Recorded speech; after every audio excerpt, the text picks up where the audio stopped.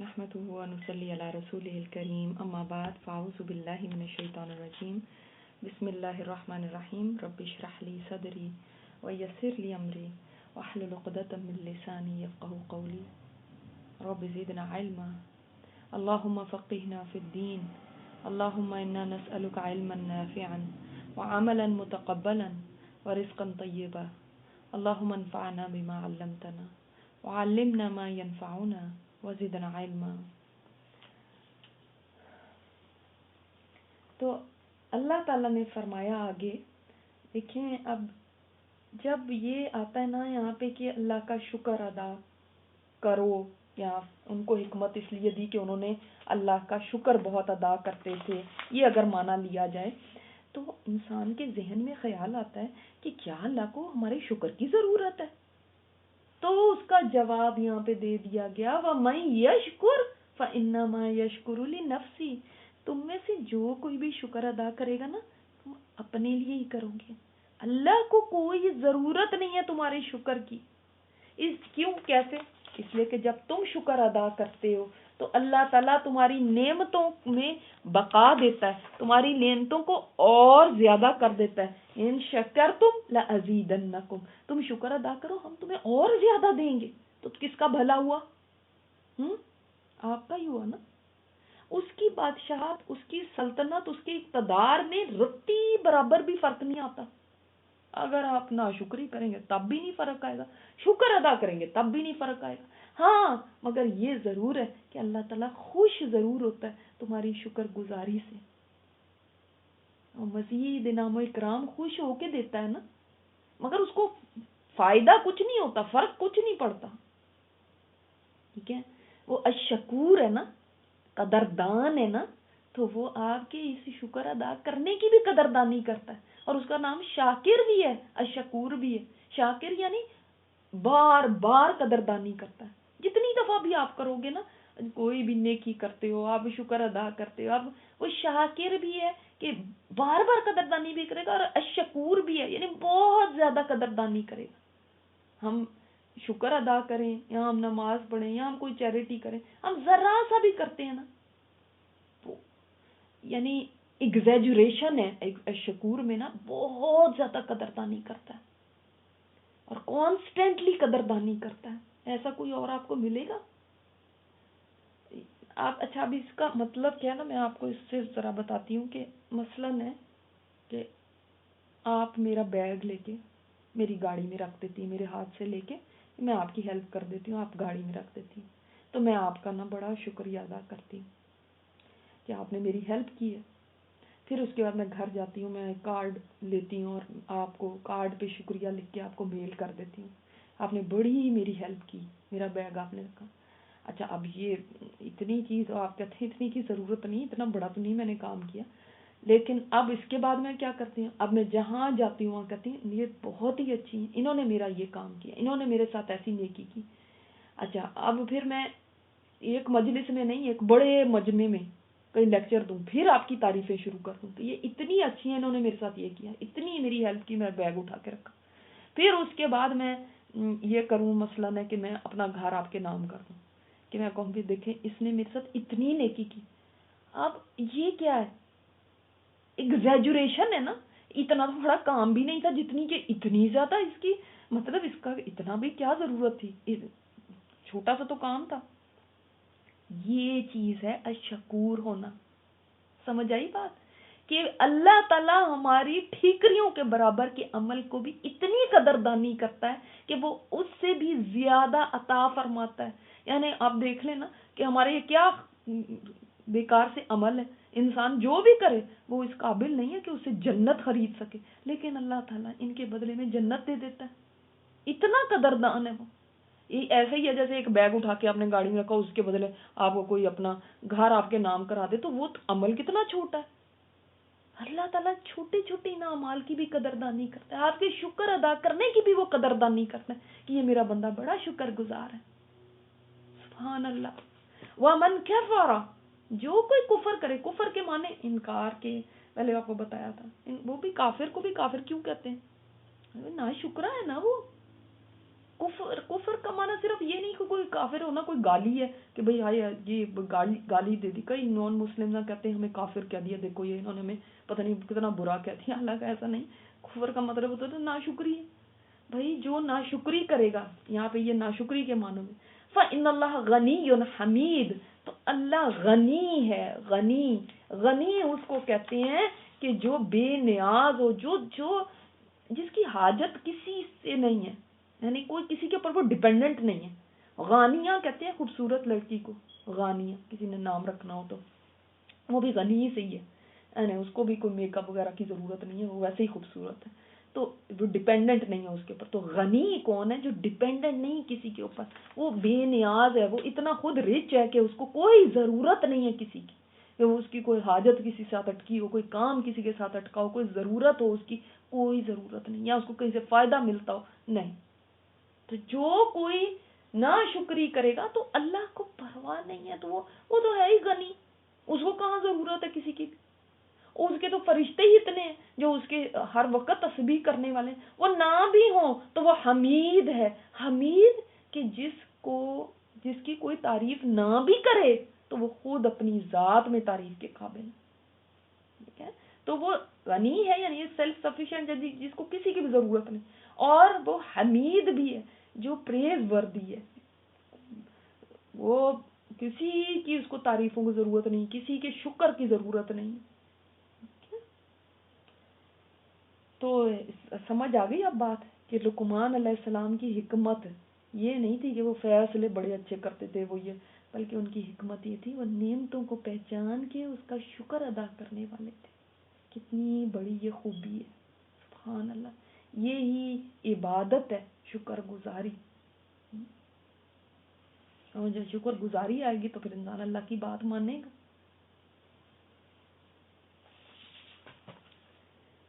اچھا, اب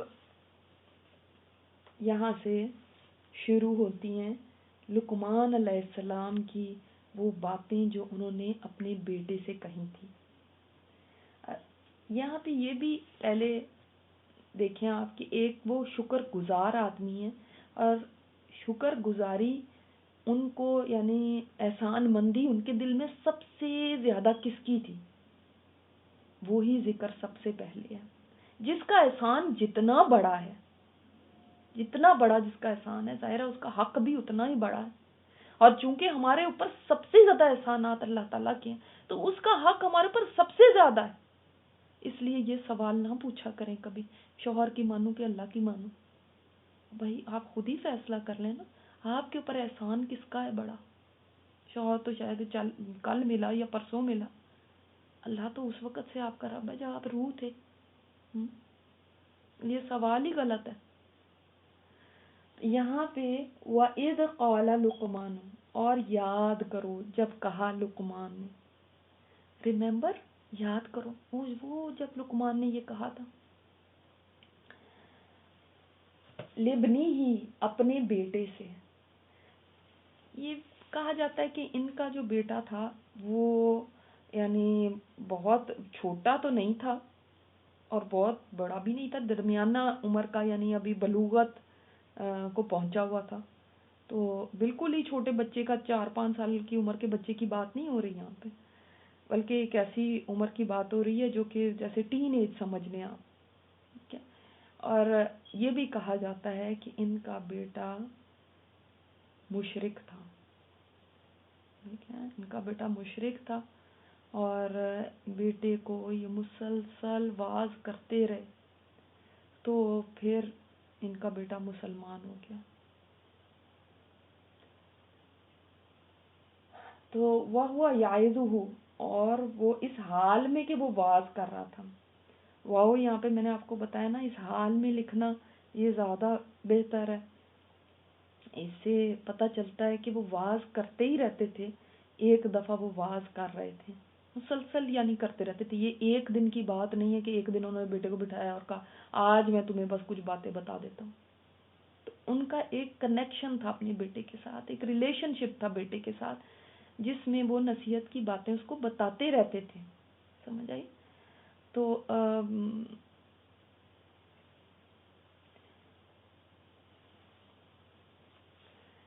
اب یہاں پہ فرمایا یا بنیا، اے میرے پیارے بیٹے. میں نے آپ کو بتایا نا، جب پیار سے بات کرنی ہو تو یا بنیا ہے، ٹھیک ہے، ابنی نہیں ہے.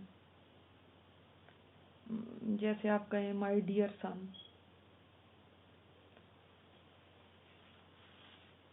اس سے آپ کو کیا پتا چلا؟ یا بنیا کہنے سے محبت کا اظہار. ٹھیک ہے، ابھی ہم دیکھتے ہیں آیت کو پورا، پھر اس کے بعد بتاتی ہوں میں آپ کو. لا تشرک باللہ، اللہ کے ساتھ شریک نہ ٹھہرانا. پتہ چل گیا نا کہ اس کا حق وہ اپنے اوپر سب سے بڑا سمجھتے تھے، اس کا احسان سب سے بڑا سمجھتے تھے. اس اللہ کی بات سب سے پہلے کی. شاید ہم اگر بچوں کو بتانے لگتے ہیں تو ہم سب سے پہلے اپنے حقوق کی بات لے کے بیٹھ جاتے ہیں. تمہیں نہیں پتا ماں باپ کا کتنا حق ہے، تمہیں نہیں پتا ماں کا کتنا حق ہے. نہیں، سب سے بڑا حق اللہ کا ہے. یہ والی جو نصیحتیں ہیں جو ہم آج پڑھنے کے لیے جا رہے ہیں، یہ ایسی ہیں کہ ہم خود بھی ان سے سیکھیں، اور ایک دن اپنے گھر میں اپنی فیملی کے ساتھ ایک سیٹنگ رکھیں جن میں اپنے بچوں کو یہ ساری نصیحتیں بتائیں، کیونکہ یہ ایک حکیم آدمی کی، ایک وائز مین کی نصیحتیں، عام بات نہیں. اور جیسے میں نے آپ کو بتایا کہ ان کا بیٹا شرک کرتا تھا. اس زمانے میں ہو سکتا ہے یہی بت پرستی ہو یا شرک، اور کیا قسم تھی واللہ عالم، اگر شرک ہوتا ہو تو یہ کتنی تکلیف دہ بات ہے کسی پیرنٹس کے لیے. مگر وہ یہ نہیں یہاں پہ کہہ رہے کہ دفع ہو جاؤ تم یہاں سے، تم اپنی شکل نہ دکھانا مجھے، اور یہ نہ کرنا، اور تم شرک کرتے، اور تم ایسے. بڑے تحمل کے ساتھ، بہت پیار کے ساتھ، بہت محبت کے ساتھ، یا بنیا. آپ نے دیکھا پیغمبر بھی کیا کہتے تھے؟ یا قومی، اے میری قوم. یہاں پہ یہ بھی کہہ رہے ہیں اے میرے بیٹے. اس سے کیا پتا چلا؟ جب نصیحت کرنی ہے تو کس طرح سے کرنی ہے؟ پیار سے، محبت سے، ورنہ تو بچہ اٹھ کے ہی چلا جائے گا. جیسے بچے کہہ دیتے ہیں دیٹس انف. جب آپ اس کو اس طرح سے نصیحت کریں گے جیسے کہ حضرت لقمان پیار سے بٹھا کے نصیحت کر رہے ہیں، تو تبھی بچہ سنے گا بھی. اکثر ماں باپ سمجھتے ہیں کہ ہمیں کبھی بھی لو شو کرنے کی ضرورت نہیں، کبھی بچے کو بٹھا کے پیار کرنے کی ضرورت نہیں، بس ہمارے دلوں میں ہے نا، بس یہ بات ہے تو پھر کیا، ہمیں نہیں یہ پسند ہے کہ بھئی ہم پیار کو شو کریں. حالانکہ ایسا نہیں ہے. پہلے محبت کا اظہار آئے گا، پھر نصیحت آئے گی. اس لیے کہ اگر آپ نصیحت نا بڑی کڑوی سی چیز ہوتی ہے، اگر آپ نصیحت ایسے ہی منہ پہ مارنا شروع ہو جائیں گے تو پھر بچے نہیں سنیں گے. اور محبت کا اظہار ضروری ہے، اتنا زیادہ ضروری ہے. آپ یہ اندازہ کریں کہ کئی جو انہوں نے جو کرمنلز ہوتے ہیں بعد میں ابیوز کرتے ہیں، وائلنس کرتے ہیں، ایسی چیزیں کرتے ہیں، گالم گلوچ اور بہت ٹو مچ غصہ اور مار پیٹ گھر میں عورتوں کو اپنی کرتے ہیں یا کچھ ہے، تو اس کے پیچھے دیکھیں نا تو وہ کہتے ہیں کہ ان کے بچپن میں کوئی ایسا مسئلہ ہوا ہے، یا تو والدین نے مارا، یا کہیں استاد وغیرہ سے مل گئے، یا کچھ ایسا ہوا ہے جس سے یہ اس طرح کے بنے. تو اس لیے یہ ضروری ہے کہ بچے کو بٹھا کے پیار کیا جائے، کس کیا جائے. اور خاص طور پہ باپوں کے لیے بڑا مشکل ہو جاتا ہے. وہ مائیں تو پھر بھی کر لیتی ہیں، لیکن باپ کے لیے بڑا مشکل ہو جاتا ہے، یا بعض مائیں بھی نہیں کرتی. تو لیکن اس میں پھر اگر آپ کے لیے اتنا ہی مشکل ہے نا، تو کم از کم جیسے یہاں پہ حضرت لقمان کر رہے ہیں، خوبصورت ورڈز سے تو بات کریں. بات میں جو یعنی کلام کا طریقہ ہے، ٹون ہے، جو آپ کی جو الفاظ کا چناؤ ہے، وہ خوبصورت ہو جائے. کیونکہ بچہ جب اپنے پیرنٹ سے اپنے لیے محبت کے الفاظ سنتا ہے نا، تو اس کا بہت پازیٹیو امپیکٹ ہوتا ہے، بہت انکریج ہوتا ہے. اور اللہ تعالی خود رفیق ہے، یعنی نرم ہے، وہ نرمی کو پسند فرماتا ہے. وہ فرماتا ہے، آپ صلی اللہ علیہ وسلم نے فرمایا اللہ تعالیٰ نرمی کے اوپر وہ عطا کرتا ہے جو سختی پہ نہیں کرتا. یعنی اس کا رزلٹ جو نرمی سے آپ کو مل جائے گا نا، اللہ تعالیٰ دے گا اس کا رزلٹ، وہ سختی کرنے سے نہیں دے گا۔ اب یوسف علیہ السلام کو دیکھیں، جب اپنے باپ کے پاس آئے تھے اپنا خواب لے کے، تو اس وقت باپ سے کتنے کلوز تھے کہ اپنے باپ کے پاس آ گئے اپنا خواب بیان کرنے کے لیے، شیئر کرنے کے لیے۔ ورنہ اگر باپ اور بیٹے کے درمیان ریلیشن شپ نہ ہوتا تو وہ کبھی نہ آتے اور آ کے کہتے کہ بھئی آگے سے ڈانٹ ہی پڑنی ہے، کہیں کیا تم اپنے میرا وقت ضائع کر رہے، چلو ادھر جاؤ۔ لیکن دونوں کے درمیان ایک ریلیشن تھا نا، تو بڑے آرام سے جا کے خواب بھی بیان کر دیا۔ الگ خواب ہم سوچتے ہیں ایسے کہ یہ کیا نان سیریس سی بات ہے۔ اور باپ نے بھی یہ نہیں کیا ایک کان سے سن کے دوسرے سے نکال دیا ہو کہ جیسے ہم کوئی کام کر رہے ہوتے ہیں، بچے بول رہے ہیں بولتے رہے، اس کے بعد پتہ ہی نہیں انہوں نے کہا کیا۔ تو توجہ بھی ہو، سٹائل بھی اچھا ہو، بات بھی نرم ہو، ہاں مگر میسج جو ہے جیسے لا تشرک باللہ، اللہ کے ساتھ شرک نہ کرنا، میسج میں کوئی نرمی نہ ہو کہ ہاں بیٹا اب میں اتنے ہی پیار کرنے پہ آ گئی ہوں کہ بیٹا کوئی بات نہیں ہے، اگر ہو سکے تو توحید پہ رہنا، نہ ہو سکے تو کوئی بات نہیں، اگر کبھی ایک آدھ دفعہ شرک کر بھی لیا تو بیٹا میں بڑی نرم ہوں۔ یہ نہیں صحیح چیز، بات میں فارم ہونا چاہیے۔ ہماری دو بہنیں، ان کے آپس میں بات ہو رہی تھی، وہ سن بھی رہی ہوں گی ابھی، کہ بچوں کے ساتھ نرم ہونا چاہیے یا بہت فرم ہونا چاہیے۔ تو دیکھیں یہاں پہ ہمیں حکمت ملتی ہے لقمان علیہ السلام سے، زبان میں تو نرمی ہی ہوگی مگر جو میسج ہے وہ فرم ہوگا، اس کے اوپر اس کو پریس کیا جائے گا، ٹھیک ہے، مگر زبان میں نرمی رکھی جائے گی۔ آپ دیکھ لیں وہی لقمان علیہ السلام اگر اس طرح سے کہتے کہ تم تو شرک کرتے ہو، شرک پتہ ہے کتنا بڑا گناہ ہے، کیا تم نے شرک شروع کیا تھا اور اب نہ میرے پاس آنا اگر تم نے ایسی چیز، تو وہ بچہ کیا سنتا بتائیں۔ لیکن انہوں نے کتنے طریقے کے ساتھ، پیار محبت کے ساتھ اس کو شرک کے اوپر بتایا کہ لا تشرک باللہ، میرے پیارے بیٹے اللہ کے ساتھ کسی کو شریک نہ کرنا۔ اور کیوں نہ شریک کرنا؟ اب ایک آپ دیکھیں گے جو ان کی نصیحتیں ہیں نا، ان میں ریزن بھی بتایا گیا۔ بچے بعض دفعہ پوچھتے ہیں وائی، کیوں ایسے ہیں، اور ہم آگے سے جواب دیتے ہیں بس میں نے کہہ دیا نا ایسے ہی ہے۔ لیکن وہ آگے بتا رہے ہیں ان الشرک لظلم عظیم، شرک جو ہے نا بہت بڑا ظلم ہے، یعنی یہ بہت بڑی ایک غلط کاری ہے۔ کسی کو، میں نے آپ کو بتایا نا، کسی چیز کو اس کے مقام سے ہٹا کے دوسری جگہ رکھ دینا، شرک میں بھی کیا ہے، بت یا جس کو بھی اللہ کے سوا پوجا جاتا ہے اس کا مقام اٹھا کے اللہ کے برابر کر دیا جاتا ہے، یا اللہ کا مقام نیچے کر کے ان کے برابر کر دیا۔ تو انا بھی تاکید ہے، لا بھی تاکید ہے، دو تاکیدیں آئیں کہ یعنی ڈیفینیٹلی ایسا ہی ہے کہ شرک بہت بڑا ظلم ہے، بہت یعنی برا کام ہے۔ تو یہ کتنی طریقے کے ساتھ بتایا انہوں نے۔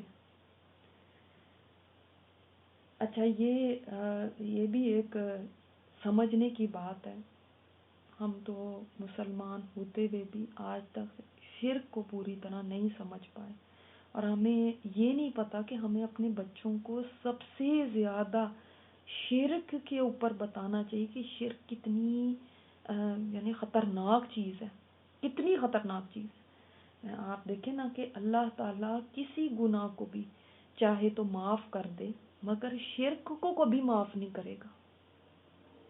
کیا ہم نے کبھی اپنے بچوں کو سکھایا کہ کبھی شرک نہ کرنا؟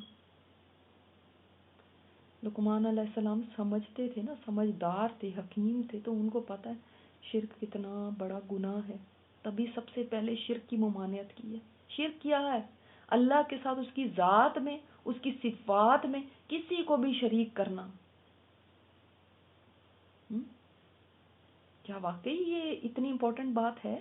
جی ہاں، ہر پیغمبر دیکھیں اس کی بات شروع ہی کس چیز سے ہوتی ہے؟ ایک اللہ کو مانو، ایک تمہارا الہ ہے۔ شرک کی نفی کرتے تھے، اور جس نے شرک کیا وہ کبھی جنت میں نہیں جا سکتا، ہمیشہ ہمیشہ کی جہنم میں۔ اور سبحان اللہ، آپ دیکھیں ہمیں تو بڑی بڑی اور چیزوں کی فکریں ہوتی ہیں، جو بیوقوف لوگ ہوتے ہیں وہ ہمارے جیسے ہی ہوتے ہیں کہ جن کو ان چیزوں کی فکریں ہو رہتی ہیں. جو پیغمبر تھے ان کو کیا فکریں تھی اپنی اولاد کے بارے میں پتہ ہے آپ کو؟ ابراہیم علیہ السلام کو کتنی ہی فکر تھی. آپ سورہ بقرہ میں دیکھیں یعقوب علیہ السلام بستر مرگ پہ پڑے ہوئے ہیں تو یہ نہیں کہہ رہے کہ آئے بیٹے تم لوگوں کے لیے میں کیا چھوڑے جا رہا ہوں, کدھر سے کھاؤ گے, کیا کرو گے. کیا کہہ رہے ہیں, میرے بعد کس کی پوجا کرو گے. اتنی ان کو فکر تھی. ابراہیم علیہ السلام جن کو یعنی جن کو آئیکن کہہ سکتے ہیں, توحید کا سمبل کہہ سکتے ہیں, کہ اللہ تعالیٰ بار بار قرآن میں فرماتے ہیں کہ ابراہیم علیہ السلام نے شرک نہیں کیا, وہ مشرک نہیں تھے. حنیف مسلم وما کانا من المشرکین, یہ ابراہیم علیہ السلام کے بارے میں کتنی دفعہ آیا. وہ اتنا ڈرتے تھے شرک سے کہ فرماتے ہیں کہ یا اللہ, اے اللہ شرک سے بچا لینا, اے اللہ مجھے بھی میری اولاد کو بھی بتوں کی پرستش سے بچا لینا. یہ ان کی دعا ہے. یعقوب علیہ السلام کی بھی یہی فکر ہے, تم لوگ مسلم رہنا جب تک تمہیں موت نہ آئے. وہ اس کا مطلب ہے کہ کوئی بہت بڑی چیز ہے یہ, جس کو ہم نے کبھی سمجھا ہی نہیں. اور خاص طور پہ ہمارے لیے تو اتنا ضروری ہے کیونکہ ہم ایک ایسی جگہ پہ رہتے ہیں جہاں پہ ہر طرف شرک ہے. اور شرک اصل میں نا ہم نے اس کو سمجھا ہے بس بت تو ہے نہیں, ان کے سامنے کوئی سجدے تو کر نہیں رہا تو شرک نہیں ہو رہا. ایسی بات نہیں ہے, آج بھی شرک ہے, آج بھی شرک چل رہا ہے. یہ سیلیبریٹی کلچر کیا ہے, یہ شرک ہی تو ہے, یہ بھی شرک ہے. سیلیبریٹیز کو پوجا کرنا, ریسرچ بتاتی ہے, ان کے فین سے جب پوچھا گیا تو ریسرچ نے کہا کہ یہ سیلیبریٹیز کو پوجتے ہیں, ورشپ کرتے ہیں. کیونکہ جب ان کا جو بھی سیلیبریٹی, چاہے وہ سپورٹس پلیئر ہے, چاہے وہ کوئی ہیرو ہے کوئی کسی کا, یا چاہے کوئی بھی یعنی فلم کا ہے, جو بھی کسی کا سیلیبریٹی ہے, جب وہ خوش ہوتا ہے یہ خوش ہوتے ہیں, جب وہ غمگین ہوتا ہے یہ غمگین ہوتے ہیں. اس کے بارے میں پڑھ لیتے ہیں نا کہ بھئی یہ اس طرح اس کی زندگی میں ایسا چل رہا ہے, تو ہم ہو گیا یہ خوش ہے, تو جو وہ پہن رہا ہے وہ پہن رہے ہیں, جو وہ جیسا اس کو کھانا پسند ہے وہ کھانا پسند آ گیا.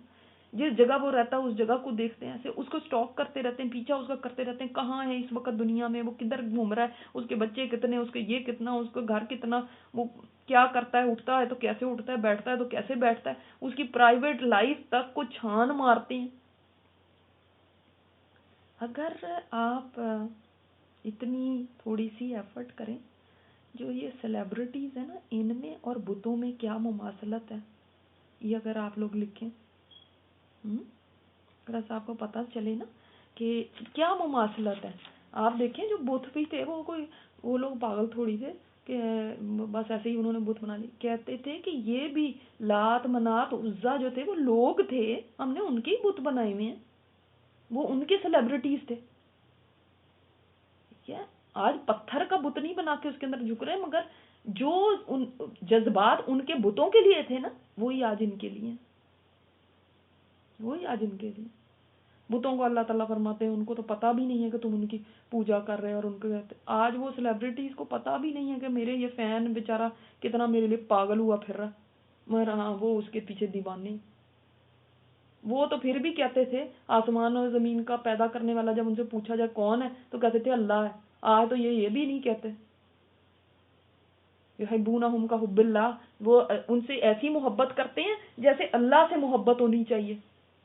آپ دیکھ لیں دل کے اندر سب سے زیادہ محبت کس کی ہے, اللہ کی یا کسی اور کی؟ اگر اللہ کے سوا کسی کی ہے, یقین جانے یہ شرک ہے, یقین مانے یہ شرک ہے. اور آپ کو پتہ ہے کہ جس نے بھی اللہ کو چھوڑ کے کسی اور سے اتنی محبت کی جتنی اللہ سے ہونی چاہیے, تو حدیث کا مفہوم میں آپ کو بیان کر دیتی ہوں, سامنے نہیں ہے میرے اس وقت, کہ اللہ تعالیٰ اس کو پھر اسی کے حوالے کر دیتا ہے. اسی پہ ڈال دیتا ہے. یعنی اب تو اسی کے حوالے, اب اللہ کے ساتھ کیا تیرا تعلق, اسی کے حوالے پہ. آپ دیکھیں گے اسی وجہ سے بعض لوگ اپنی اولادوں کو اللہ سے بڑھ کے محبت کرتے ہیں, اس کے بعد انہی سے وہ دکھ کھاتے ہیں. بعض لوگ کسی اور چیز کو اللہ کے سوا اتنا چاہتے ہیں, کوئی بھی کسی کا کوئی محبوب ہے, کسی کا کوئی کچھ ہے, اسی سے اس کو دکھ ملے گا. جس نے اللہ کو چھوڑ کے جس کو بھی اللہ کی جگہ دے دی محبت کے لیے, اس کو ایسا پوجنے لگا, یہ پوجا ہی ہے. یہ محبت, جب اس محبت میں ایکسٹریم آپ بڑھ جاتے ہیں کہ جو مقام اللہ کے لیے ہونا چاہیے, جیسی محبت اللہ کے لیے ہونی چاہیے, تو اللہ تعالیٰ نے تو قرآن میں فرمایا ایمان والے ہیں جو اللہ سے شدید محبت کرتے ہیں, اشد حبا للہ, شدید محبت کرتے ہیں. جس نے اللہ کو چھوڑ کے کسی اور کے ساتھ اتنی محبت کر لی, اللہ کی محبت پیچھے اور اس کی آگے, اللہ تعالیٰ اسی چیز کے ذریعے اس کو دکھ دکھاتا ہے, اسی کے حوالے کر دیتا ہے. جو وہ کسی اور کو کرتا ہے, اپنے کاروبار کو کرے گا, اپنی کسی چیز کو کرے گا, کوئی بھی چیز, کوئی انسان ہو سکتا ہے, کوئی چیزیں ہو سکتی ہیں, جس سے بھی اللہ کے سوا محبت کی ایسی جیسی اللہ سے ہونی چاہیے, اسی سے دکھ اٹھاؤ گے. یہ معمولی بات نہیں ہے. یہاں پہ ہمیں دیکھنا چاہیے کہ شرک کی فارمز کیا کیا ہیں, شرک کس طرح سے کریپ ان کرتا ہے. شرک 3 طرح کے ہوتے ہیں. ربوبیت میں رب ماننا, رب صرف اللہ ہے, خالق, مالک, رازق, پرورش کرنے والا, ہاں, اس کے اندر کسی اور کو مان لینا. الوہیت میں شرک کرنا, الہ صرف اللہ, عبادت کے لائق صرف اللہ ہے. عبادت میں بہت ساری چیزیں آ جاتی ہیں, سجدہ بھی عبادت ہے, دعا بھی عبادت ہے, نماز بھی عبادت ہے, اسی آگے جھکنا بھی عبادت ہے, یہ سب عبادت ہی ہیں. وہ کسی عبادت میں کسی اور کو بھی شریک کر لینا, عبادت میں ہی محبت بھی آ جاتی. شرک بالصفات, یا اسماء, اللہ کی صفات کے اندر کسی کو ایسا شریک کر لینا کہ کوئی اور بھی ہے جو یہ جس کے اندر جو سمیع ہے, جو بصیر ہے, جو میرے یہاں بیٹھے ہوئے خبیر ہے, جو میں یہاں بیٹھی ہوئی ہوں اس کو وہاں بیٹھے پتہ ہے, پاکستان میں بیٹھے ہوئے پتہ ہے کہ میں کیا کر رہی ہوں اس وقت یہاں پہ. وہ جی ان کو تو یہ بس ان کے پاس ہے علم ہے, وہ غیب کا علم رکھتے ہیں. وہ غیب کا علم تو صرف اللہ کے پاس ہے. اسماء میں اس کے وہ جو اسم اس نے اپنے خود رکھے ہیں, بس وہی ہیں اس کے نام. میں یا آپ اس کو کوئی نام نہیں دے سکتے. یا ہمیں بڑا نام کوئی پسند آیا تو ہم نے اللہ کا وہ نام رکھ لیا, ایسا نہیں کر سکتے. مدر نیچر کہہ کے, قدرت کہہ کے, حسن کی دیوی کہہ کے, کوئی کسی کے لیے حسن کی دیوی مہربان ہو گئی اس کے اوپر. واٹ از حسن کی دیوی؟ یہ مسلمانوں کے منہ سے نام ہے. قدرت مہربان ہو گئی, واٹ از قدرت؟ اللہ کا نام قدرت نہیں ہے. مدر نیچر, مدر نیچر نے یہ جو وہ ہریکین آ گیا, مدر نیچر نے ایسا کر دیا. مدر نیچر کیا ہوتی ہے؟ یہ ہے شرک فی الاسماء, شرک فی الصفات. ایسے نام اللہ کو دینا جو اس نے اپنے لیے نہیں رکھے. شرک کہاں کہاں جایا ہوا ہے. اتنا ضروری ہے توحید اور شرک کا علم. دیکھیں شرک سمجھ آ گئی نا تو توحید خود سمجھ آ جائے گی. شرک سے بچنا ہے, دعا کرنی ہے اپنے لیے اور اپنی نسلوں کے لیے, اللہ شرک سے بچا لینا. دعا کرنی ہے, اپنے بچوں کو یہ دعا سکھانی ہے, وہ بھی شرک کو سمجھیں اور دعائیں کریں کہ اللہ بچا لینا شرک سے. جب ابراہیم علیہ السلام دعا کر سکتے ہیں تو میں اور آپ بہت پکے ہیں کیا؟ ہمیں نہیں دعا کی ضرورت.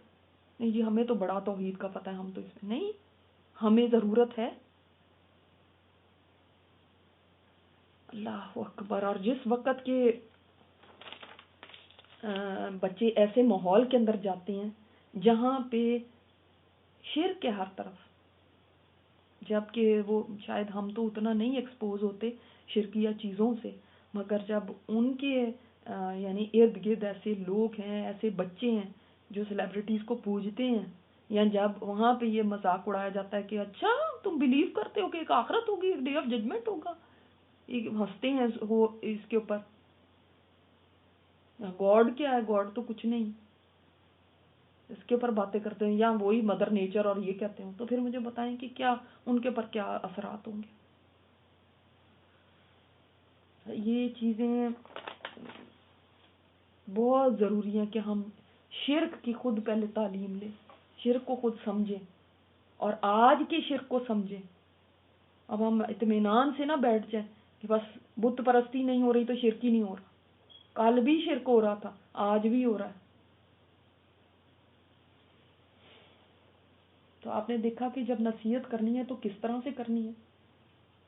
پیار سے بٹھا کے، تھوڑا بالوں میں ہاتھ پھیر کے، تھوڑا بازو گردن میں ڈال کے، تھوڑا پیار محبت سے، پیارے بیٹے پیاری بیٹی، اس طرح سے کر کے نصیحت ہونی ہے. اور آپ کو یہاں بتا دوں بات کہ یہ ان شرک ظلم عظیم، بعض مفسرین نے فرمایا کہ یہ اللہ کا کلام ہے. لقمان علیہ السلام کا کلام یہاں پہ ختم ہو گیا باللہ پہ، یہ آگے اللہ کا کلام ہے کہ یہ شرک ظلم عظیم ہے. اور بعض کہتے ہیں نہیں، لقمان علیہ السلام کا ہی کلام ہے. تو دونوں رائے ہیں اس میں. سبحانک اللہم و بحمدک، نشہد ان لا الہ الا انت، نستغفرک و نتوب الیک. تلاوت سنیے.